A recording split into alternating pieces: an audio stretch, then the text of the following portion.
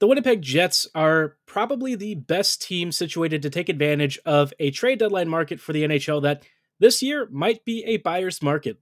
A lot of teams are looking to jettison cap hits, maybe some rental players, maybe even some guys with term. And you know what the Jets have? Cap space. And they're going to have a lot of it in just a few weeks. We'll dive into who the Jets might be after and who might be on the way out on tonight's episode of Locked On Winnipeg Jets. You're Locked On the Hockey Jets, your daily podcast on the Winnipeg Jets. Part of the Locked On Podcast Network, your team every day.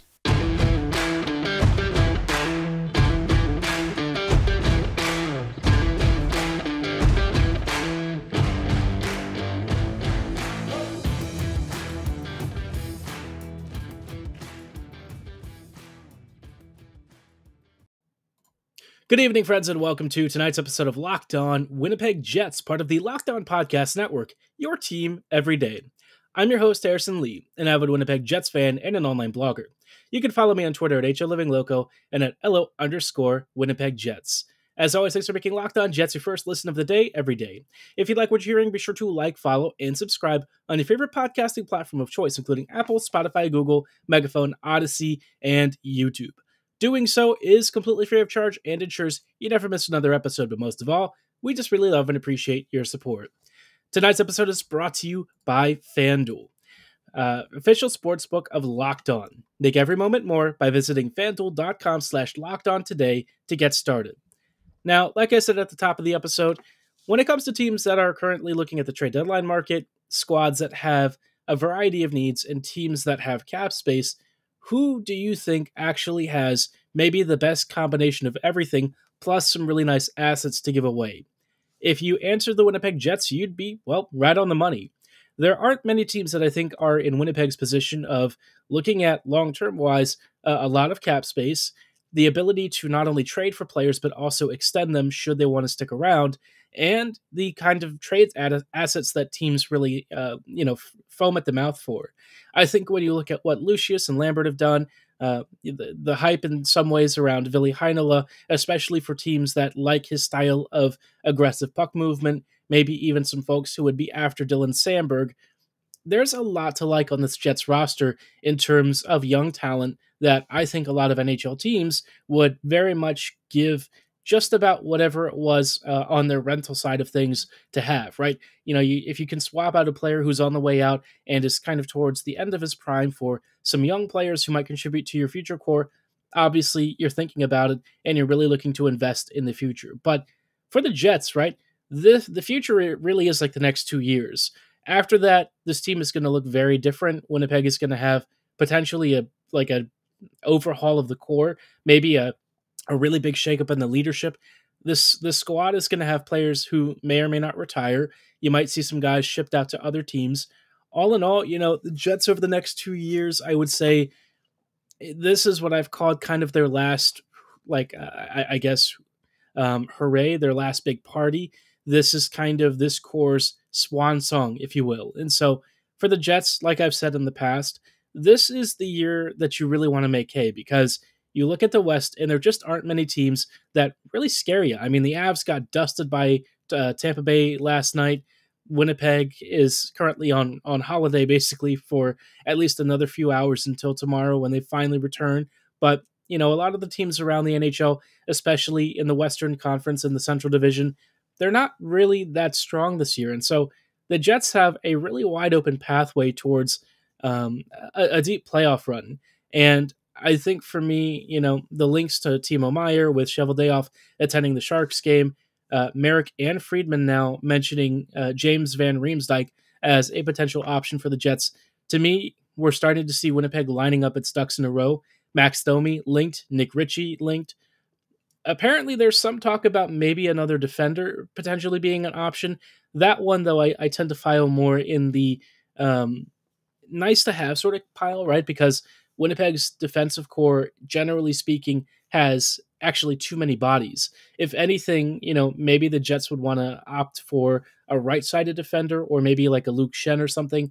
Gavrikov, apparently, they have maybe expressed some interest in. I don't really know if that's all that accurate, but suffice to say the Jets have so many options. And because they're not a team like New Jersey or Carolina, a lot of squads that have a lot of term and a decent amount of cap hits locked in for the long term, that gives the Jets a lot more flexibility. And already they've been banking cap space heading towards the trade deadline with just about everyone off of IR. I don't know if they're still banking it just because I know Gustafson is currently on IR, but aside from that, the Jets were at one point projected to have close to $7 million in cap space once the deadline rolls around. So the Jets are sitting pretty. And what's even better is that because some teams are kind of jumping the gun early for big rentals, that means a lot of players like JVR and Domi and guys of that ilk might fall towards the wayside and be a lot cheaper in just a few weeks. But for Winnipeg, priority number one is figuring out where you stand on Timo Meier. New Jersey, Carolina, Vegas to an extent, all of these teams are considered front runners for Meier's services. But the more that the Jets have started to become linked and discussed, the more I think people are realizing that Winnipeg, amongst all of the teams out there, might have the best trade deadline situation of any squad. Now, at the same time, I think Winnipeg is going to try and figure out how to consolidate some of their longer-term deals, right? Nate Schmidt, Neil Pionk, a lot of these players who are decent in a number of areas, but maybe aren't quite, what you would expect to get out of like a $5 or $6 million contract. The Jets have decisions to make. Do they want to send these players on to new homes as part of these deals? Will that make the return a bit less than you'd hope? Would the Jets even be able to pull it off without giving up, top-end prospects? Obviously, I think Meier's going to cost an arm and a leg, but, it's going to be worth it at the end of the day. So in just a little bit, I kind of want to dive into which players I kind of see on the balance sheet, who might be coming in and who might be outgoing, and we'll dive into whether or not, this is really the best path forward for the Jets and how you might orient some of the lines once you have acquired these players. But before we go any further, I do want to shout out our friends and partners that I mentioned at the top of the episode at FanDuel. This year, the only app you need at your Super Bowl party is FanDuel, America's #1 sportsbook. We're really excited about our new sports betting partner for Locked On because they're the #1 sportsbook in America. And if you're new to FanDuel, that's even better. They have so many great features that make betting on sports fun and super easy. Download FanDuel now so you can bet Super Bowl 57 with a no-sweat first bet. You'll get up to $3,000 back in bonus bets if your first bet doesn't win. FanDuel lets you bet on everything from the money line to point spreads to how many touchdowns your favorite QB is going to be tossing. If you are betting on Mahomes or Jalen Hurts, I personally might give the edge to Jalen Hurts if you're looking at a head-to-head. Maybe you're wondering about the over-under on like 4 TDs per QB. With Mahomes' ankle, kind of a question. That one you might have to wonder about, but we've all seen Patrick just do superhuman stuff, so really hard to bet against him, but I still think Jalen Hurts might prevail in most of these statistical categories. The Eagles are just a juggernaut this year, so we'll see if I'm wrong. Maybe Kansas City has yet another surprise a la Andy Reid style. But no matter who you're betting on, FanDuel is safe, secure, and easy to use. And best of all, you can get your winnings paid instantly. Who doesn't love a little instant gratification? Join FanDuel today at FanDuel.com/lockedon to claim your no-sweat first bet on Super Bowl 57. That's FanDuel.com/lockedon. Make every moment more with FanDuel, official sportsbook partner of the NFL.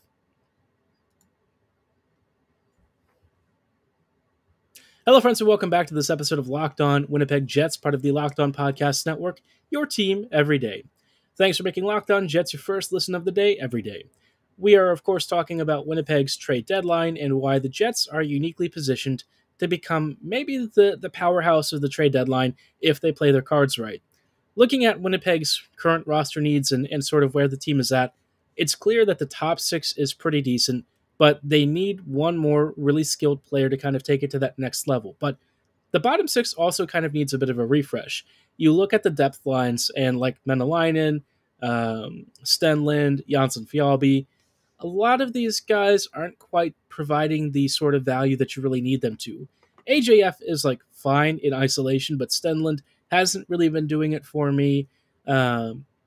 Menelainen for me is really energetic, but I'm not really seeing enough from him to be a consistent player that I would want to ice other than like a 13th forward to rotate in. Carson Kuhlman kind of in the same boat. You have a lot of energy players who are very good forecheckers, maybe even have some upside and skill here and there. But for the most part, what they're doing is, depth duty. And I think if you really want to be a true contender against a team like Boston or Tampa Bay or Toronto, you need extra firepower in those depth positions.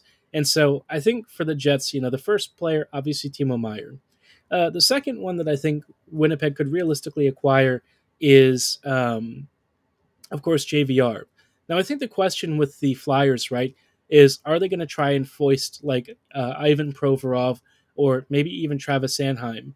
I don't know if Sanheim is even available. At one point, Travis was one of the most exciting young defenders in the NHL. I think his stardom has kind of cooled off a bit, but with his contract situation being the way it is, I don't really think he would be the kind of player the Jets would be interested in. I would, however, have considerable interest more on the offensive side of things if we're looking at maybe a Travis Konechny. Konechny, for me, aside from JVR, has been one of those really unsung attackers for the Flyers that I think continually gets overlooked despite being very productive. I think he plays with a nasty little edge that the Jets would probably love. He has kind of like that pesky nature, and I think that sort of thing maybe doesn't endear him to his opponents, but certainly makes him popular for the team that he's playing for. And Konechny, many years ago was a super dynamic prospect, someone who had a great shot, great passing, and was a really exciting young player.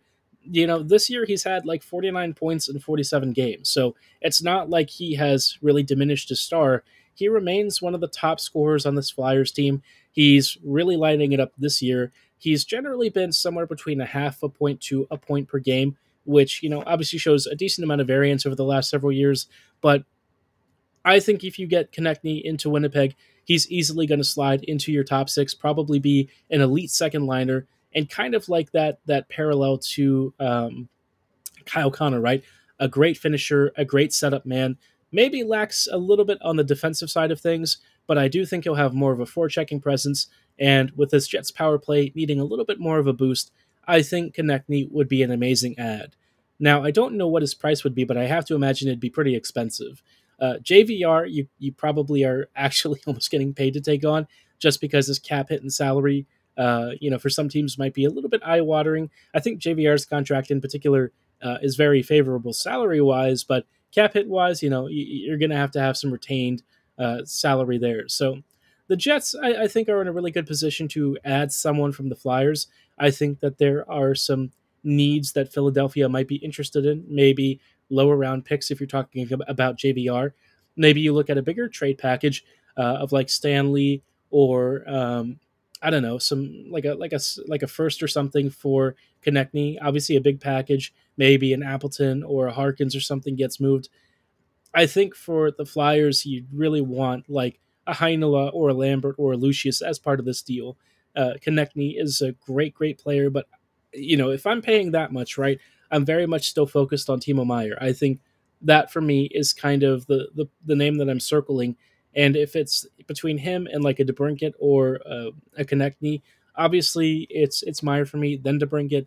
And Konechny is really not far behind. But I would question just how much you want to throw at Travis, versus trying to really go for it all with Timo Meier. I think this is probably the year for Winnipeg to kind of just blow the vaults open and really spend for that one elite piece that puts them over the edge. And Timo seems like he might be down for it. I don't know. The fact that, Cheveldayoff was in San Jose does indicate that there's some real smoke. And where there's smoke, there does tend to be a fire. But I don't know how big that fire is. Let's hope that for the Jets, it means that we're getting Turbo Timo Meier here in just a few weeks, maybe even sooner. But if the Jets have to settle for a Konechny or a DeBrincat, you could certainly do worse. I just kind of wonder how many players and prospects it's going to take for some guys who do have some term or are RFAs and are looking for pretty big money deals coming up pretty soon. Now, I mentioned that there are going to be some players that I think are exiting the organization, and we'll talk about who those players are in just a moment. Hello, friends, and welcome back to this episode of Locked On Jets. Thanks for making Locked On Jets your first listen of the day, every day. We're just going to close out now real quick with some thoughts on which Winnipeg Jets might not be long for this team after the trade deadline. I think that there are some very clear names that are certainly on the chopping block, and I'm not going to be upset if it's for the right acquisition, right? Obviously, we have plenty of guys who work really hard, some amazing, talented prospects, and really fun players who I think in a few years could potentially become a really important part of either Winnipeg's future core or somebody else's. And speaking of somebody else's core, I think these guys are probably the most likely names for me that might be on the way out. The first name is got to be Ville Heinola. I think Ville has kind of played his way out of the Jets, and not through as much of a fault of his own as it is Winnipeg having a really complicated roster situation, thanks to signing all of and trading for all of these D who kind of play on the same side. Heinola has always been viewed as an undersized, smaller defender with poor defending skills, and I don't know that that's necessarily the entire truth, but I think, in terms of traditionally how the Jets have played, Heinola was a poor fit. Now, under bonus, I think there's a lot of opportunity for growth, but because of his waiver status, he's going to continually be moved down until he's no longer, protected by the ELC. I am kind of like dreading that day because the Jets are going to have to decide, before then what they want to do with him. Ville himself has expressed through his agent that he's not happy, kind of playing a bit part in being on the sidelines.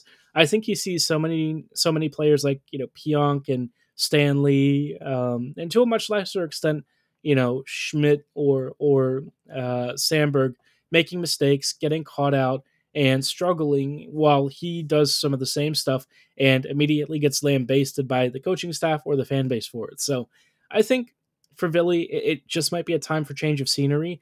I think he'll go to a team, and end up kind of doing the Yusuf Alamaki thing where he'll become one of the analytics darlings of the NHL in whatever pairing he's in. But I just don't think that with how the Jets are going to use him and with what their likely situation is when they're trying to trade for a Timo Meier, that he's going to be hanging around for much longer. And maybe that's for the best. I don't know that he'll ever really reach his potential with the Jets. And certainly his stardom and star power might have diminished over the years. But I still think, even at the age of 21, he's a phenomenal prospect and somebody that I think could become a really good NHLer in a couple of seasons. But he's not the only guy that I think is on the way out. Jansen Harkins, I think, is also probably a player who's going to get tossed and do a deal. Jansen has always kind of been a phenomenal AHL scorer, but in terms of the NHL production, he'll have a few really strong games and then tail off and kind of look more like a fourth liner, right?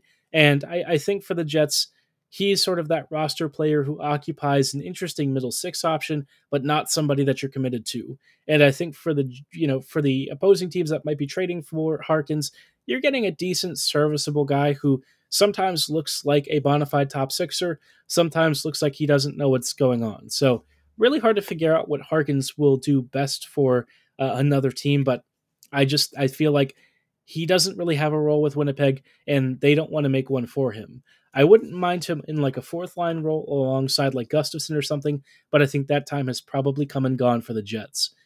One other player who might be on the way out is Mason Appleton. I think Appleton has kind of been a little bit in and out. Obviously, he's been injured for most of this season, but in previous years, you saw him kind of be compared to like Andrew Kopp, and then those comparisons kind of were curtailed because you saw that he wasn't nearly as good at driving play, didn't have quite the same level of offensive impact, and was just a little bit more of a complementary piece than Kopp was, and Andrew could kind of drive play in his prime a lot more consistently. So I think for me, Appleton might just be moved because his cap hit is kind of sizable for what he brings, and the Jets need all the space that they can get, especially if they're chasing some really big fish.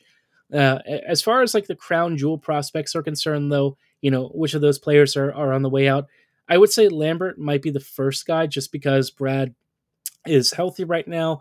He has extremely dynamic talent, and, Winnipeg would probably be more comfortable letting him go rather than Chaz Lucius. If I were the Jets, it's a really tough call because Lambert has obviously a lot of development to do, and while his ceiling is very high, his floor is pretty low. He might never be a truly dynamic top six scorer, but I have confidence in him. I think he will eventually become a great player. With Lucius, I have more question marks, primarily just because of his health. He's been very unlucky in having 3 injuries to 3 different areas, but one of them was to the same area later on, and so I sort of wonder, if Chaz isn't able to recover this time around, what will his career look like?